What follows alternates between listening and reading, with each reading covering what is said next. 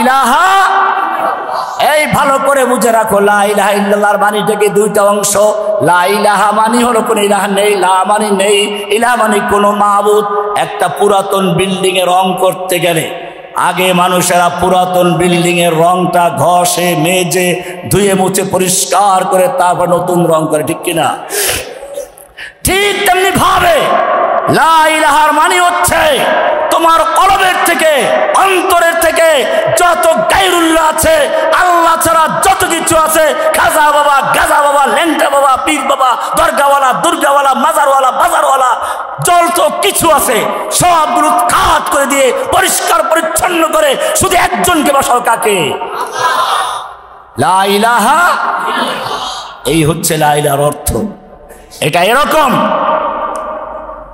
আপনি অনেক সওয়াবের কাজ করেন কিন্তু লা ইলাহা ইল্লাল্লাহ ঠিক নাই, আপনার সব বরবাদ।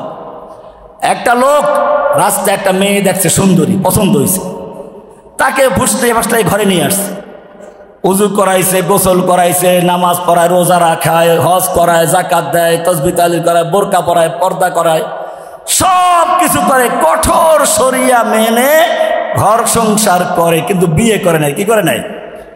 কি করে নাই? বিয়ে ছাড়া এই শরিয়াত নেই, ঘর সংসার করার কোনো অর্থ আছে? দেখেন নাই বিগত সরকারের একজন লোক নাকি, একজন ওই যে প্রধানমন্ত্রী তাহাজ্জুদ পড়ে, কোরআন পড়ে, প্রচার করে নাই? আর এবার আমাদেরকে জেগে ঢুকিয়ে মসজিদের ইমাম শব্দের সামনে মাইক কেড়ে নিয়ে কোরআনের কণ্ঠ বন্ধ করে দিয়ে কোরআনের পড়া আর তাহাজ্জুদ পড়া গল্প করা শয়তানের ভণ্ডামি ছাড়া কিছু নয়। লা ইলাহা ইল্লাল্লাহ ক্লিয়ার কথা বলছিলাম, ভালো করে বুঝে রাখো। তুমি শূন্য লেখলা, শূন্য কোন মূল্য আছে? একেবারে এই এলাকার নাম কি যেন, এটা কোন কোন থানা যেন? বেগমগঞ্জ থেকে শুরু করে ঢাকা পর্যন্ত শূন্য লেখলেন, কোনো মূল্য আছে? আগে একটা এক লেখেন, এক, এরপরে একটা শূন্য কত হয়েছে? আর এক শূন্য, আর এক শূন্য, আর এক শূন্য, আর এক শূন্য। এখন তুমি যত শূন্য লাগবে তত একের মূল্য। ঠিক তেমনি ভাবে লা ইলাহা ইল্লাল্লাহ হচ্ছে এক। লা ইলাহা কি? তাওহীদ। এইটা ঠিক থাকবে, তোমার সবকিছু ঠিক আছে। লা ইলাহা, এটার নাম তাওহীদ। এটার নাম কি? এক আল্লাহর প্রতি ঈমান রাখা, এক আল্লাহর হুকুম মানা। এটা যত ক্লিয়ার থাকবে, সময়টা কি আছে? এক আল্লাহর হুকুম মেনে চলো। तौहीद की अमानत सीनों में है हमारे, आसा नहीं मिटाना नाम निशा हमारा। এই জায়গাটাই গন্ডগোল। সাহাবায়ে কেরাম এই তাওহীদের শক্তি নিয়ে ময়দানে অবতীর্ণ হতেন, যুদ্ধ করতেন, বিজয় আসতো সংখ্যাগরিষ্ঠের বলে নয়। আজকে মুসলমানদের বড় দুর্ভাগ্য, যেদিকে তাকায় সেদিকে মার খাচ্ছে। ফিলিস্তিনের মুসলমানদের প্রথম কিবলা ইহুদির দখলে, যুগ যুগ ধরে মুসলমানদের বাড়ি ঘরগুলোকে বুলডোজার দিয়ে গুঁড়িয়ে দেওয়া হয়েছে। যে হিন্দুরা মুসলিম শাসকদের কাছে গিয়ে প্রাণ ভিক্ষা করত, আজকে সেই হিন্দুরা মুসলিমদেরকে চ্যালেঞ্জ করে স্লোগান দিচ্ছে। আমি ইন্ডিয়াতে পড়াশোনা করেছি, সেই বাবরি মসজিদ ভাঙ্গার আগ মুহূর্তে আজকে সেই কয় তারিখ আসছে?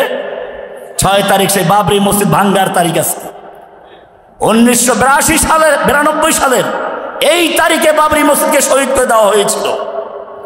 ও মুসলমান, জেনে রাখো, যেই হিন্দুরা ভারতবর্ষে মুসলিমদের গোলামি করেছে, মুসলিমদের বাথরুম পরিষ্কার করেছে, আজকে সেই হিন্দুরা কেন মুসলিমদেরকে এরকম চ্যালেঞ্জ করে দিচ্ছে? হিন্দু হিন্দি হিন্দুস্তান, জবন ভেজো পাকিস্তান, वो हमारी माता है तुम उसको खाता है, तुमको चाहिए कब्रिस्तान या भेजेंगे पाकिस्तान।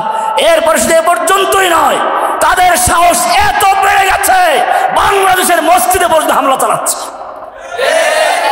মাদ্রাসার ছাত্রদের উপর হামলা চালাচ্ছে।